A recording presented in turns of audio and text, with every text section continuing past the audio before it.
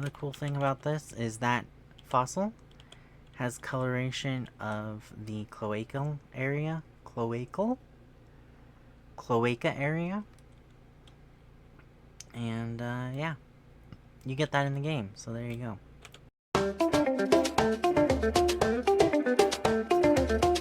Hi, my name is Kobo, and this is my channel where I mostly talk about paleomedia stuff. Today we are going to continue our showcase with our earliest ceratopsian in-game, Psittacosaurus.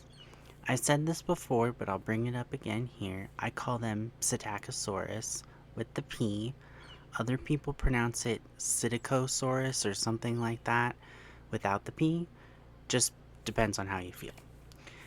Just like last time, we'll take a look at the Psittacos generally, then we'll take a look at the specifics of keeping them in your parks in PK. Psittacosaurus is a very special little ceratopsian that could have more than 9 species. From the early to mid-Cretaceous, they lived in what is today China, Mongolia, and Russia. Not decorated with the elaborate frills of later ceratopsians, they still stand out with their various facial horns, as well as these quills on the backs of the hips of 2 of the 3 species in game.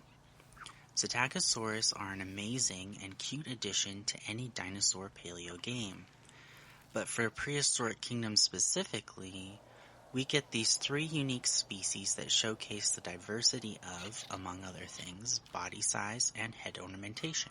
One species has the added benefit of not only having skin impressions, but also preservation of the shapes of certain skin cells, which give us a better idea of the animal's coloration in life. Vinther et al. 2016 discuss and picture the skin coloring and patterning of this specimen, which PK then used for this skin. While this beautifully realistic and accurate skin is in this game, along with these other 2 adorable species, Psittacosaurus does exist in both Paleopines and Let's Build a Zoo in their respective art styles. I wanted to talk about these amazing little early ceratopsians today because they present their own unique bit of dinosaurness to our parks and our lives.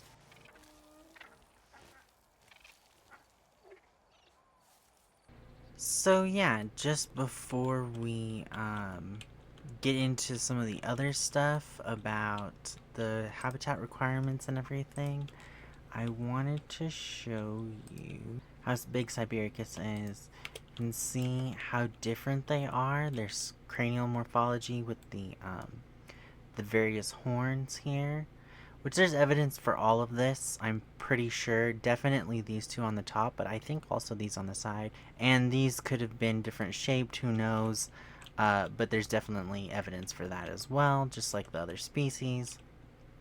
And these wicked little horns here.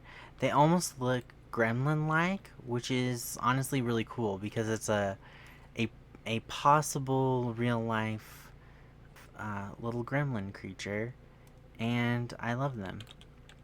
You can see on the skin they've chosen a lot more of these bigger scales or bigger pebbles of scales, and this grayish color. The males look, you see that they're a little lighter, they're a little more, their colors pop a little bit more, which totally makes sense for reptiles. And then over here we have our unassigned species or unnamed new species, and you can see the beautiful patterning that they've got here. Absolutely beautiful. It's subtle, right? It's not the big standout stuff that we see on some other animals, but it's because this is, as the paper says, that Vinther et al. 2016 that I was talking about, it says that basically the coloration, the evidence of the coloration in the fossil, shows that they were hiding. They were hiding in the underbrush. Probably not what the underbrush looked like exactly, but they were hiding in the underbrush in forested areas. And another cool thing... Oh, you're gonna sit down. Okay. Another cool thing about this is that fossil has coloration of the cloacal area. Cloaca area. And, yeah. You get that in the game, so there you go. The spectacular quills. You know, spectacular quills. You know, I said they were above the hips, but now I realize that they're on the, they are on the tail. And like I said, Sibiricus doesn't have them. And our Mongoliensis, which has this much more flamey, sand in the wind pattern, which I don't know how true to life that would be, but they spent their true to life points on the other species, the unnamed or uncategorized species. This skin has this cocoa has orange and yellow, but I think the other ones are a little different. The coloration, this is like more of a red and yellow for Yule. Yeah. Absolutely adorable. There he is swimming. There they are. Oh. Like, oh, should I stop to talk to you before I... Oh, God. They have the cutest noises. Telling us all about eating the plants. So, yeah. That's when we see the most. I've shown you the most. Yeah, very different. See? Very, very different.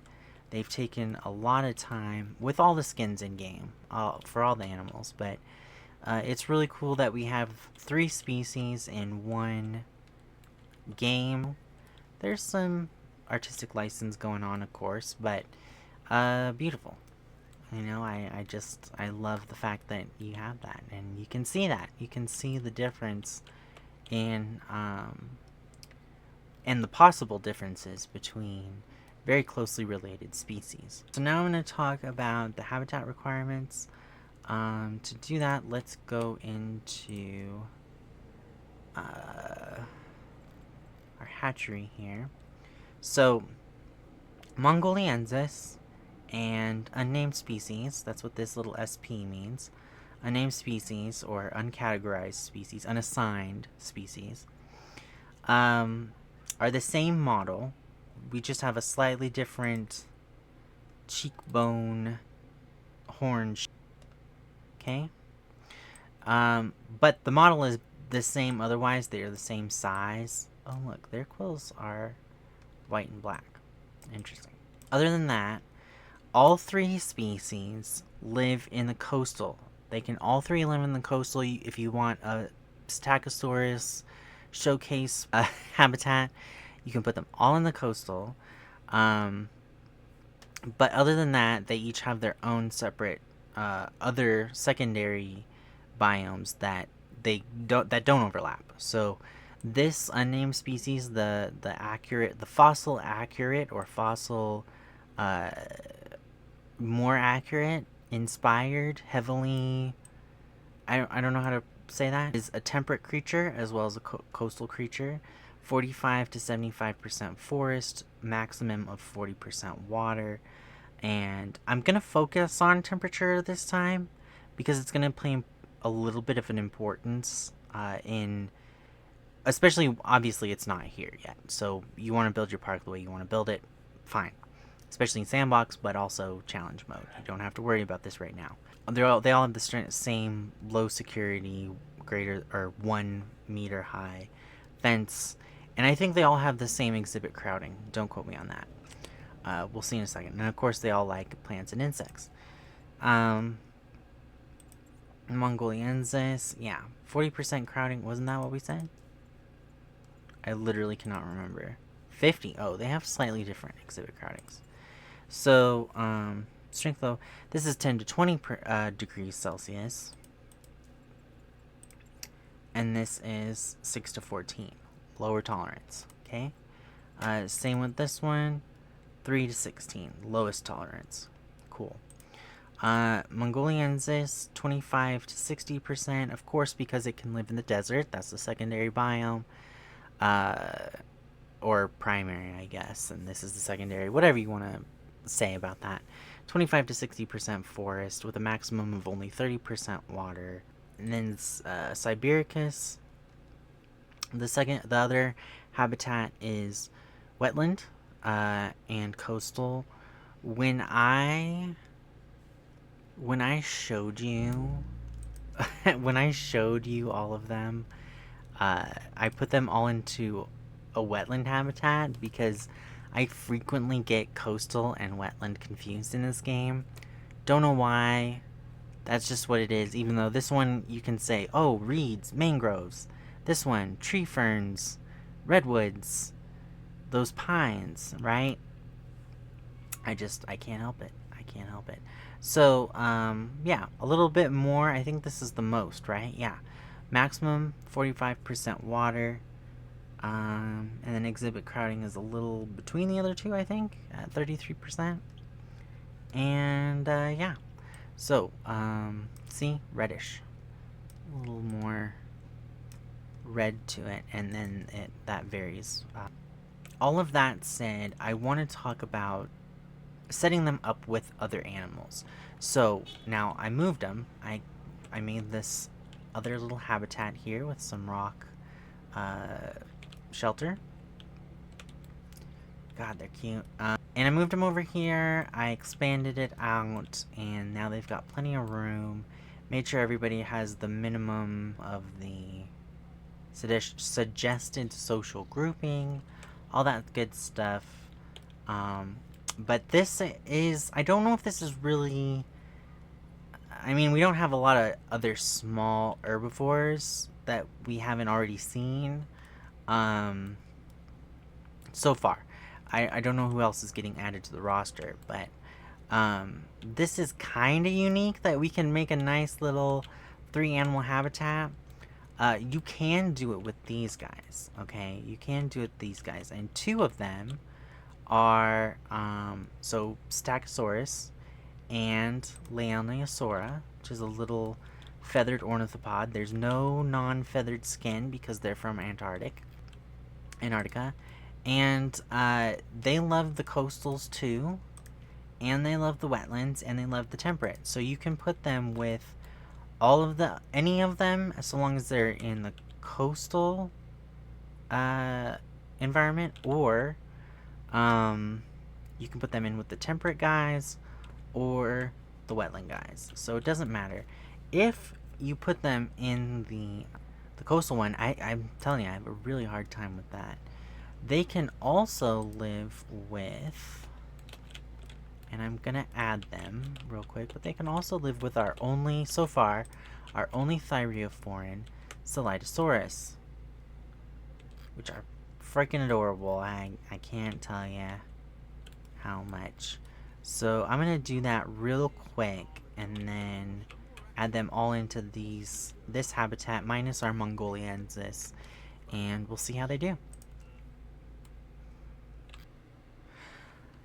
Okay, so I skipped the next morning because I had a little construction to do. This is it. This is our new habitat. I had to extend it a little bit bigger. Extend it out, make it bigger. I had to put more water, of course, and more forest to keep everyone happy. But this is it. This is our 4 species habitat, where we have Psittacosaurus, Leonosaura, Psittacosaurus, unassigned species, and our Sibericus somewhere. Oh yeah, there's one of them. Oh, Max. The sitting on a slope is very bouncy. See? Adorable. Adorable. So that's a possibility, but you have to make the habitat really big for such small creatures. This habitat is 5,100 meters squared. That's 4,500 meters squared, so a little bit more. I don't know how much that costs for your challenge mode. So just be on the lookout for that if you want to do something like that. They got the ferns and stuff, and tree ferns and pines and rocks and lots of things to hide under. So yeah, and isn't that pretty? Isn't that a really pretty... Oh. Isn't that a really pretty picture there? Look at that.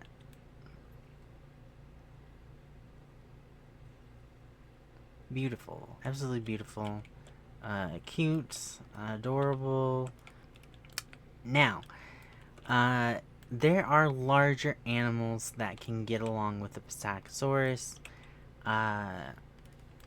But, anyway, you run into the problem, okay? You run into problems of size. Now, these two habitats here have, as you'll notice, a bunch of temperate, the temperate foliage, these elms and oaks and whoever the hell else, the birches,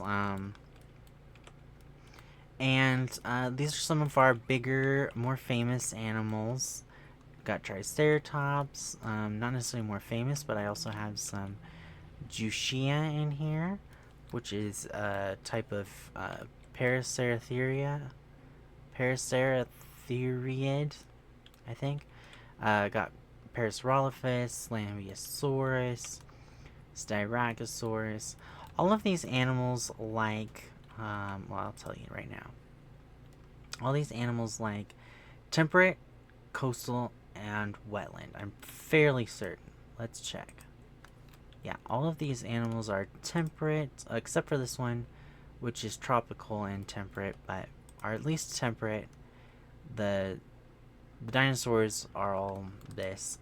Overlapping temperatures are correct. Their overlapping biomes are correct. Forests have enough overlap to be in with Psittacosaurus, or other way around. Water is all pretty good with all of these species. So, yeah, these are really good animals. Like, let's say you don't have a lot of room for more animals. Like, if I put a Lambeosaurus in here, that's going to make this go up a lot more. And the Parasaurolophus are really picky. So in challenge mode, if you have Parasaurs, the walker eye, I haven't checked the Cristatus or whatever. Cristatus, or Tyrannosaurus, but they're a little more picky. And so if you want someone who's not going to take a lot of room and make you have to expand your your habitats into like 22,000, almost 23,000 square meters. Psittacosaurus would be a good strategic placement, right? Because look, okay, that's where the crowding is, okay? Remember that? If I put, Sasha's drinking, I hate to do this to her. If I put Flit in here, did it move?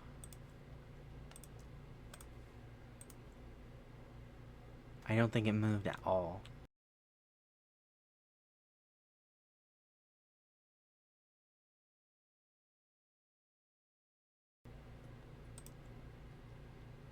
Of course, the other problem is not enough forest in here right now, but that could change. Yeah, plenty of room. Anyway, sorry, Flit. Took your name too literally. Likewise with these guys, you know, Jushia has quite a bit of room to spare, but Triceratops is really picky. So if you're worried about, you know, room, but you have Triceratops enclosure and you want to put somebody else in there to boost your park rating, Psittacosaurus might be a good option. So both, all three of them, because any of them can be coastal, are unassigned species as temperate, our Sibiricus is wetland, so whoever you want. Whoever you want to have with your trikes is fine with this game, generally speaking. Okay, now I think I have a few others who I didn't. So let me go over this real quick. Both species of Triceratops have this similar stats, similar habitat needs, and can be with temperate or coastal, like I said. We went over Psittacosaurus. Pachyrhinosaurus. Which species was it? The Paratorum, which is this, the feathered one. Our lovely little bison one. Literally little, because I think it's one of the smallest species. Yeah. It is literally the smallest species in game. They can live in the temperate, but not the coastal. Then you have to use the other two. So again, bigger size, gotta worry about that. And over Walkeri, Leonosaur, Lambeosaurus. Edmontosaurus annectens is also good for temperate enclosures. Where are you? Where are you? Oh, annectens starts with an A. I did spell it that way.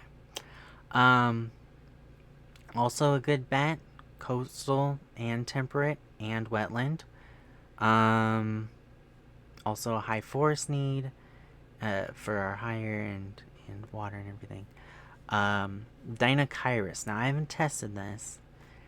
I've been sticking to everyone down here mostly because I'm excluding the theropods except for Dinosaurs, who is a plant eater, an herbivore, and a piscivore.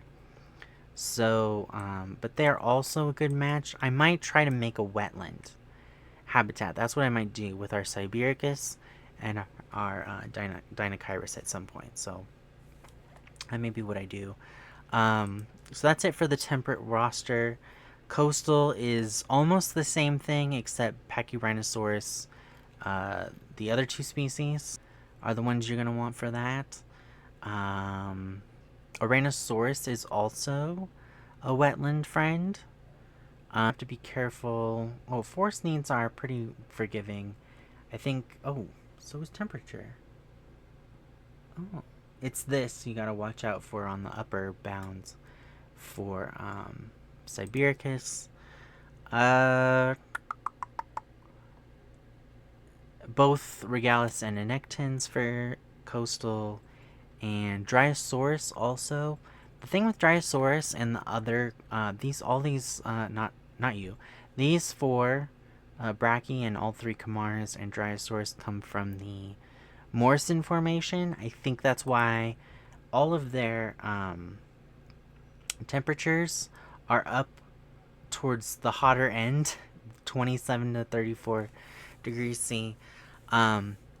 So you have to be careful, which is fine for... Oh, not you. Oh, none of them. Wait, what? What did I say? Yeah, 27. It starts at 27. So, until this mechanism gets put in place, you could have a coastal habitat with Dryosaurus and all of those other friends, including the Psittacosaurus and everyone. But when you get into challenge mode and they start to require this, your park might get messed up. So just, I don't know when they're going to implement that. It's just something that I thought I'd pay attention to this time. And so, yeah, Dryosaurs are cute. Probably best to stick with them being in scrubland or desert with some of your other friends, okay? Coronosaurus, Psittacosaurus, coastal is all the same for Mongoliensis. The desert is going to be Parasaurs, Protoceratops, you know, our friends from last time, yes. Our small friends from last time, our Plateosaurus, Distrosiensis, yes. So Mongoliensis is fine with some of the same people. Sibiricus, the coastal is the same as Mongoliensis, which should be the same. It should be pretty much the same across. So mostly the wetland and the